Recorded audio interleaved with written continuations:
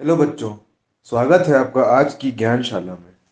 आज हम बात करेंगे प्रकृति जगत में संतुलन यानी बैलेंस इन नेचर। प्रकृति जगत के संतुलन की व्याख्या कुछ इस तरह की जा सकती है। हर प्रदेश या क्षेत्र में अपने विशेष पेड़ पौधे और अपने विशेष जीव जंतु होते हैं। अगर कोई असामान्य बात ना हो जाए तो वहाँ हर प्रकार के पौधों और जंतुओं का अनुपात लगभग उतना ही बना रहता है। मिसाल के तौर पर जंगलों में हिरन और उसी तरह कई घास पात खाने वाले जानवर रहते हैं। इन शाकाहारी जानवरों को खाने के लिए जंगल में शेर जैसे कई मांसाहारी जानवर भी रहते हैं।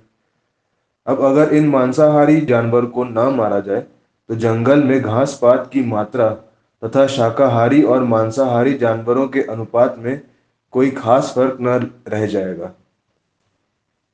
लेकिन अगर शिकार को शौक में या जान के डर से मांसाहारी जानवर बड़ी संख्या में मार दिए जाएं, तो उसके कारण शाकाहारी जानवर की संख्या इतनी बढ़ जाएगी कि वे जंगल के घास पात का सफाया कर डालेंगे और फिर आसपास के खेत भी सुरक्षित न रह पाएंगे। अगर किसी कारण शाकाहारी जानवर की संख्या अचानक बढ़ने लगे, तो प्रकृति जगत के संतुलन में इसकी व्यवस्था इस तरह होगी। एक ओर तो मांसाहारी जानवरों की संख्या भी बढ़ जाएगी और दूसरी ओर घास पात की कमी भी होने लगेगी, और इस प्रकार थोड़े समय में ही संतुलन फिर स्थापित हो जाएगा। प्रकृति जगत के इस संतुलन में सहायता देने के लिए ही सरकारें शिकार और जंगल संबंधी कानून बनाती हैं।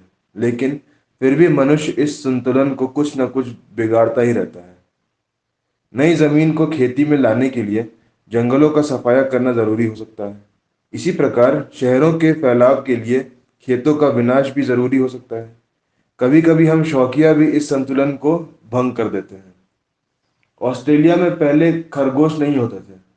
वहां के रहने वाले कुछ लोग ने शौक में कुछ खरगोश लाकर रखे। थोड़े ही दिनों में उनकी संख्या इतनी हो गई कि वहां की खेती के लिए खतरा बन गया।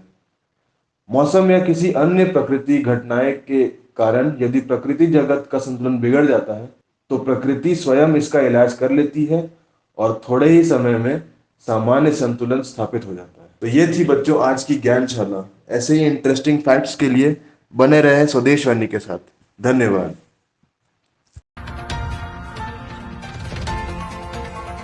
स्वदेश वाणी।